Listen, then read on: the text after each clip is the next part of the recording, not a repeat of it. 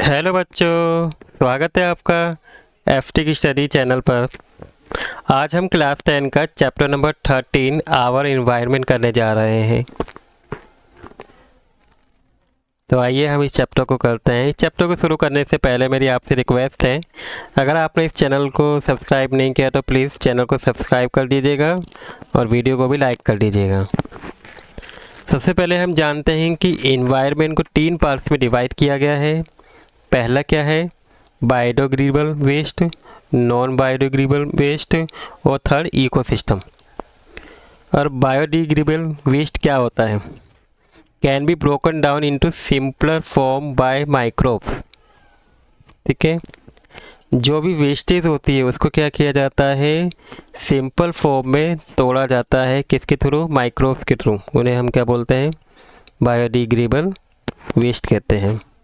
Non biodegradable waste क्या होता है? इसे हम ब्रोकन डाउन नहीं कर सकते हैं सिंपलर फॉर्म में, इसे हम कर सकते हैं। इकोसिस्टम क्या होता है? An interacting system of living and non living things to sustain life in area. इन दोनों के बीच में जो इंटरेक्शन होता है, एक सिस्टम क्रिएट करते हैं, लिविंग थिंग और नॉन लिविंग थिंग। इसको क्या कहते हैं? हम इकोसिस्टम कहते हैं। अब इसके टाइप्स हैं, जैसे कंपोनेंट्स एंड टाइप्स। सबसे पहले कंपोनेंट्स देखते हैं, ये क्या है? एबायोटिक और बायोटिक। अबायोटिक में नॉन लिविंग कंपोनेंट आते हैं और बायोटिक में लिविंग कंपोनेंट होते हैं। अब बायोटिक को भी 3 पार्ट में डिवाइड किया गया है। सबसे पहले producer, second consumer, third decomposer. Types क्या है इकोसिस्टम के? पहला है नेचुरल इकोसिस्टम, सेकंड है आर्टिफिशियल। नेचुरल जैसे फॉरेस्ट, लेक, ओशन। और आर्टिफिशियल क्या होते हैं? Crop, field, aquarium. ठीक है, अब इन सब से क्या होता है? एक फूड चेन क्रिएट होती है जो फूड वेब कहलाता है। तो इन्हीं सब टॉपिक के बारे में ही चैप्टर में आगे डिटेल से पढ़ेंगे। तो सबसे पहले हम देखते हैं कि everything that surround us environment, जो भी हमारे आसपास एनवायरनमेंट के है, it includes both living and non living component. ठीक है, तो हमारे पास जितनी भी चीज़ें हैं आसपास, वो चाहे लिविंग हो या नॉन लिविंग हो। ठीक है, ये सब क्या है? एनवायरनमेंट के अंदर आते हैं। अब इंटरेक्शन होता है बिटवीन बायोटिक और अबायोटिक। ठीक है, बायोटिक को हम क्या बोल सकते हैं? Living thing. और अबायोटिक को क्या बोल सकते हैं बच्चों? Non living thing. तो इंटरेक्शन जो होता है इन दोनों के बीच में, बायोटिक और अबायोटिक कंपोनेंट में, तो एक सिस्टम को क्रिएट करते हैं। इसी को हम क्या कहते हैं? इकोसिस्टम कहते हैं। अब in an ecosystem living component depend on each other. जितने भी लिविंग कंपोनेंट वो एक दूसरे पे डिपेंड होते हैं for their food which give rise to food chain, जो क्या करता है? फूड चेन बनाते हैं। ह्यूमन एक्टिविटीज़ क्या करती है? एनवायरनमेंट में प्रॉब्लम क्रिएट कर रही है। अब एनवायरनमेंट में कौन कौन सी प्रॉब्लम क्रिएट होती है? जैसे डिप्लीशन ऑफ ओजोन लेयर हो रहा है। ठीक है, जो ओजोन लेयर है वो धीरे धीरे क्या होती जा रही है? पतली होती जा रही है। Production of huge amount of garbage produce हो रहा है। और ये किसकी वजह से हो रहा है? ये हम ह्यूमन एक्टिविटी के कारण हो रहा है। ठीक है, इसके बाद अब हमारा टॉपिक आता है इकोसिस्टम। तो अभी हमने ऊपर देखा कि all the interacting organism in area together with the non living constitute of the environment for a ecosystem. जैसे example forest, pond, temperature, rain, air, soil and जितने भी लिविंग ऑर्गेनिम्स हैं। तो लिविंग और नॉन लिविंग जितने भी organisms हैं, इसको मिला के क्या बनता है? इकोसिस्टम बनता है। अब 2 तरीके के इकोसिस्टम हैं। पहला नेचुरल इकोसिस्टम, जो नेचुरली हमें एग्जिस्ट होता है, जैसे फॉरेस्ट, लेक, ओशन। आर्टिफिशियल वो होते हैं जो मैन मेड होते हैं। ठीक है, जैसे crop, field, aquarium, garden. Component कौन कौन से इकोसिस्टम के? पहला है अबायोटिक, जिसमें एयर, वाटर और लैंड आते हैं। और बायोटिक कंपोनेंट्स, जिसमें प्लांट और एनिमल आते हैं। ठीक है, बायोटिक लिविंग को बोलते हैं और अबायोटिक नॉन लिविंग को। फिर हमने इसके पार्ट भी देखे थे ऊपर। प्रोड्यूसर, कंज्यूमर, डिकम्पोजर होते हैं। अब कंज्यूमर भी बच्चों 4 तरीके के होते हैं। एक होते हैं हार्बीवर्स, कार्निवर्स, ओमनिवर्स और पैरासाइट्स। इसके बारे में आपने छोटी क्लासेस में अच्छे से पढ़ा हुआ है। सबसे पहले हम देखते हैं अबायोटिक कंपोनेंट कौन से होते हैं। All the non living component, जितने भी नॉन लिविंग कंपोनेंट होते हैं उसे हम क्या कहते हैं, अबायोटिक कंपोनेंट कहते हैं। एग्जाम्पल जैसे air, water, land. Biotic component वो होते हैं जितने भी लिविंग कंपोनेंट होते हैं वो क्या करते हैं, क्रिएट बायोटिक कंपोनेंट होते हैं, जैसे plant, animal, bacteria. On the basis of nutrition biotic component को भी क्या गया, फर्दर डिवाइड किया गया, जैसे प्रोड्यूसर। प्रोड्यूसर कौन होते हैं, ऑल ग्रीन प्लांट्स या ब्लू ग्रीन एल्गी, ये क्या कहलाते हैं, प्रोड्यूसर कहलाते हैं। Can produce their own food, ठीक है। तो अबायोटिक कंपोनेंट का यूज़ करके जो अपना फूड खुद ही बनाते हैं उन्हें हम क्या बोलते हैं, प्रोड्यूसर कहते हैं। फोटोसिंथेसिस का यूज़ करके, जैसे प्लांट है अपना खाना खुद बनाते हैं बाय फोटोसिंथेसिस के थ्रू, तो इनको क्या बोलेंगे बच्चों, प्रोड्यूसर कहेंगे। कंज्यूमर कौन होते हैं, जितने भी एनिमल्स होते हैं जो क्या हैं, डिपेंड्स होते हैं किस पे, प्रोड्यूसर्स पे, प्लांट पे, डायरेक्टली या इनडायरेक्टली अपने फूड के लिए, उसे बोलते हैं हम कंज्यूमर। अब कंज्यूमर में भी हमने 4 टाइप देखे थे अभी ऊपर, हार्बीवियर्स, कार्निवर्स और ओमनिवर्स और parasite.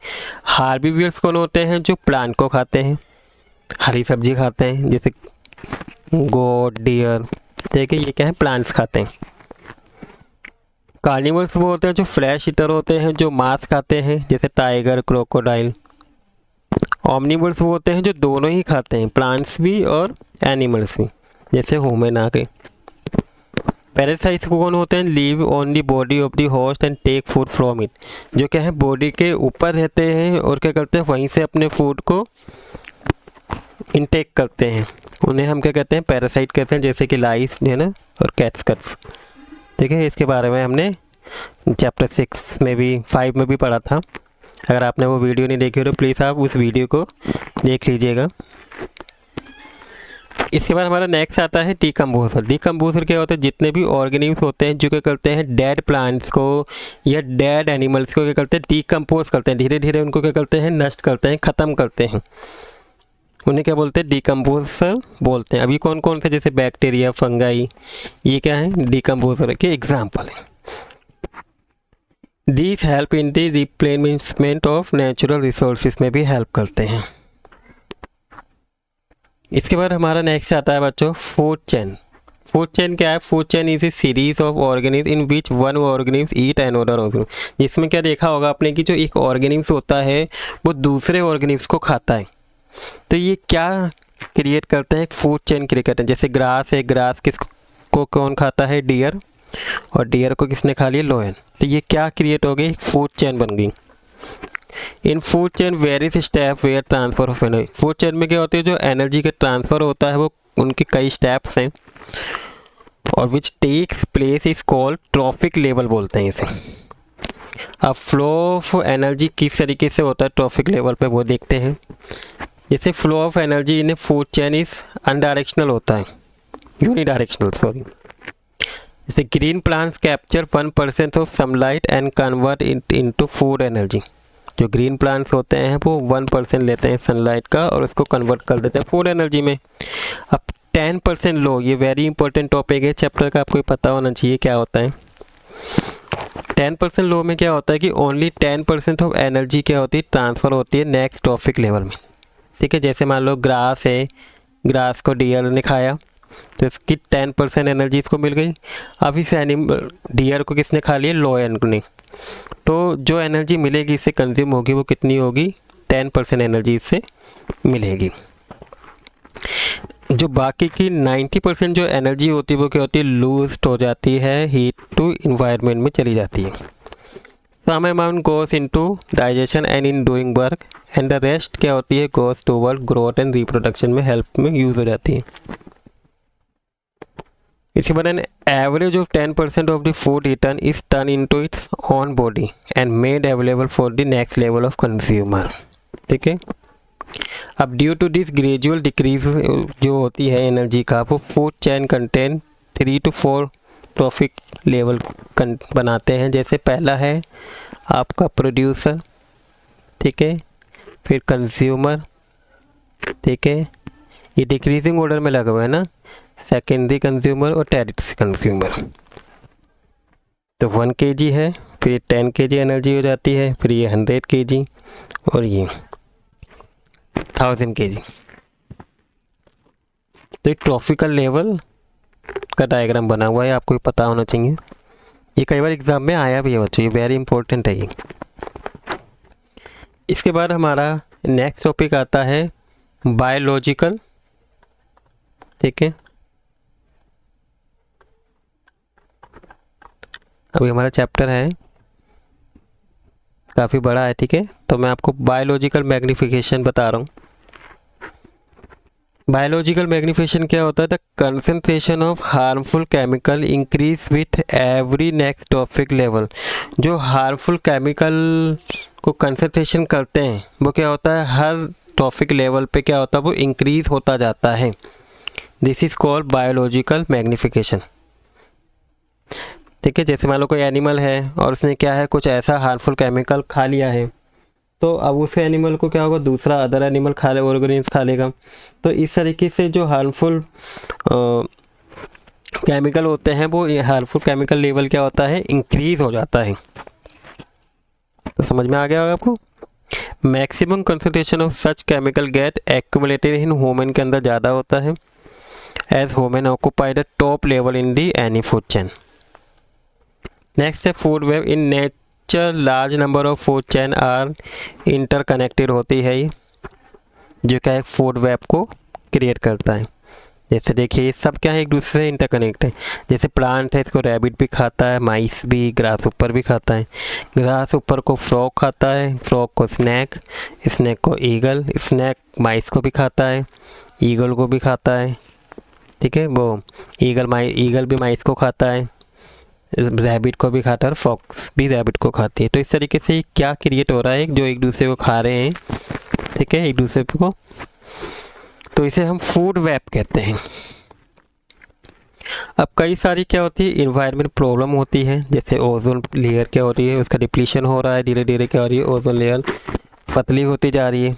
Change in environment affect us, यह हमें इफेक्ट डालती है और हमारी एक्टिविटीज़ को भी इफेक्ट डालती है, जिसकी वजह से हमारा आसपास का इन्वायरमेंट क्या हो जाता है, चेंज हो जाता है।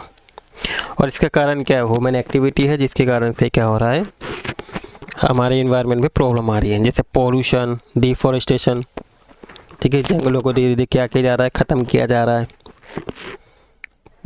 इसके बाद हमारा ओजोन लेयर आता है। ओजोन लेयर क्या एक प्रोटेक्टिव ब्लैंकेट होती है, जो अर्थ को क्या करती है, प्रोटेक्ट करती है around the earth, which absorb must of harmful ultraviolet radiation of sunlight. देखिए सन है, सन से क्या को एक रे निकलती है, जिसका नाम क्या है, अल्ट्रावायलेट रे बोलते हैं।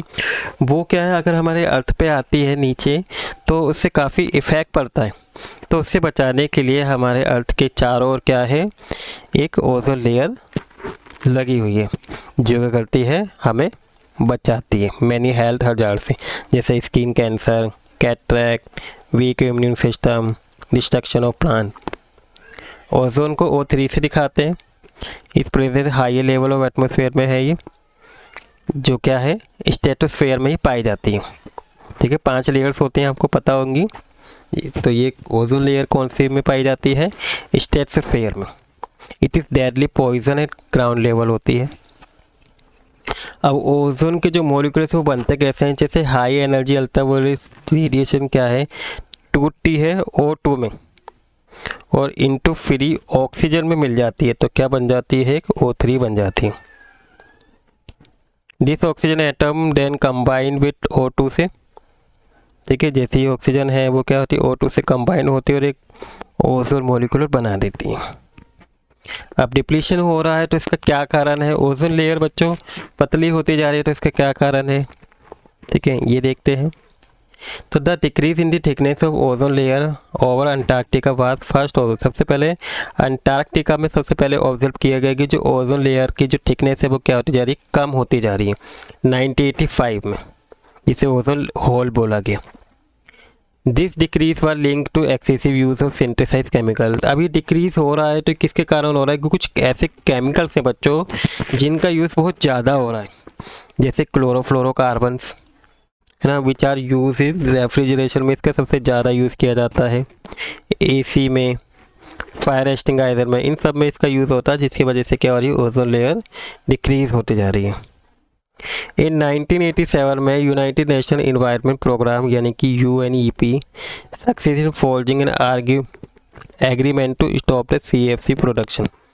ठीक है, वो किया गया था, तो सक्सेसफुल भी हुआ था, जिसमें क्या बताया गया था कि जो CFC प्रोडक्शन को क्या किया जाए, कम किया जाए, ख़त्म किया जाए, जिसे हम क्योटो प्रोटोकॉल भी कहते हैं, और ये ऑल कंट्रीज में। इसके बाद गार्बेज डिस्पोजल इस मेन प्रॉब्लम है आज के टाइम पे, जो हमारे इन्वायरमेंट पे ज़्यादा इफेक्ट डालते हैं। इम्प्रूवमेंट इन लाइफ स्टाइल में इम्प्रूवमेंट करने के लिए large amount of waste material को क्या किया जाता है, डिस्पोज किया जाता है। अब इसको अलग अलग तरीके से करते हैं, जैसे biodegradable substances which can be decompose by action of कुछ माइक्रो ऑर्गेनिम्स होते हैं, वो क्या करते हैं, गार्बेज को खुद ही क्या करते हैं, डिकम्पोज कर देते हैं, धीरे धीरे नष्ट कर देते हैं। फ्रूट एंड वेजिटेबल्स के पील्स हो गए, छिलके, कॉटन, जूट, इन सबको क्या करते हैं, माइक्रो डिस्पोज करते हैं। नॉन बायोडिग्रेडेबल वेस्ट कौन से होते हैं, substance which can not be decompose, जिनको क्या है, माइक्रो ऑर्गेनिम्स के थ्रू हम क्या डिकम्पोज नहीं कर सकते। जैसे प्लास्टिक है, ये डिकम्पोज नहीं हो सकते माइक्रो ऑर्गेनिम्स के थ्रू। पॉलीथीन हो गए, ये सब जो ये हमारे इन्वायरमेंट के लिए भी बहुत ज़्यादा नुकसानदायक होते हैं। अब माइक्रो ऑर्गेनिम्स रिलीज एंजाइम्स, एक एंजाइम से वो क्या करते हैं, रिलीज़ करते हैं, जो क्या करते हैं, मटेरियल को डिकम्पोज करने में हेल्प करती है। But this enzyme are specify in their action, that's why enzyme can not decompose all the material. ये कुछ स्पेसिफिक एक्शन ही कर पाते हैं, जिसकी वजह से ये सभी जो मटेरियल हैं उनको डिकम्पोज नहीं कर पाते हैं। इसके बाद कुछ मेथड्स हैं, ठीक है, वेस्ट मटेरियल को डिस्पोजल करने के। सबसे पहले है बायोगैस प्लांट लगाया गया है, जिसमें बायोडिग्रेडेबल वेस्ट जो होता है उनका यूज़ किया जाता है, और उनका यूज़ करके क्या है, बायोगैस बनाई जाती है और मैन्योर बनाई जाती है। सीवेज ट्रीटमेंट प्लांट के थ्रू भी क्या किया जाता है, वेस्ट डिस्पोजल किया जाता है। ड्रेन वाटर है, उसको क्या किया जाता है, क्लीन किया जाता है इस ट्रीटमेंट प्लांट के through. Land filling, this waste are bury in low lying areas में होता है and are compact by rolling with the bulldozer, जो होते हैं उनके थ्रू क्या किया जाता है, कंपैक्ट किया जाता है। कंपोस्टिंग, ऑर्गेनिक जो वेस्ट होती हैं आर फिल इन कंपोस्ट, एक गड्ढा खोद दिया जाता है, उसके अंदर इनको डाल दिया जाता है और कवर कर दिया जाता है मिट्टी से, और आफ्टर 3 मंथ्स में क्या होता है, वो गार्बेज चेंज हो जाता है किसमें, मैन्योर में। रिसाइकल, नॉन बायोडिग्रेडेबल वेस्ट जो हैं, जैसे प्लास्टिक हैं, इन सब को क्या कहते हैं, बार बार यूज़ करके हम क्या करते हैं, नया आइटम बनाते हैं, रिसाइकल कर देते हैं। ठीक है, रीयूज़, एक ही सब्सटेंस को बार बार यूज़ करना, एक कन्वेंशनल टेक्निक है to use an item again and again. जैसे न्यूज़पेपर है, न्यूज़पेपर का एनवलप बना लिया, इस तरह से हम उसका बार बार यूज़ कर रहे हैं। Inclination, it is a waste treatment process that are describe as thermal treatment में यूज़ किया जाता है, और ये क्या करता है, it convert the waste into ash में कन्वर्ट कर दिया जाता है इसके थ्रू, और यूज़ किया जाता है ट्रांसफॉर्म मेडिकल वेस्ट में। ठीक है, तो ये था आपका चैप्टर जो मैंने आज आपको कंप्लीट करा दिया है। आई होप आपको ये चैप्टर समझ में आ गया होगा। ये इजी चैप्टर था, ज़्यादा हार्ड नहीं था। इसके बारे में आपने छोटी क्लासेस में भी काफ़ी बार पढ़ा हुआ है। तो आई होप आपको वीडियो अच्छी लगी होगी। अगर आपको वीडियो अच्छी लगी तो बच्चों प्लीज़ वीडियो को लाइक कर दीजिएगा, और अगर आपने इस चैनल पे नए हैं आप, तो प्लीज़ इस चैनल को सब्सक्राइब भी कर दीजिएगा। Thank you for watching video.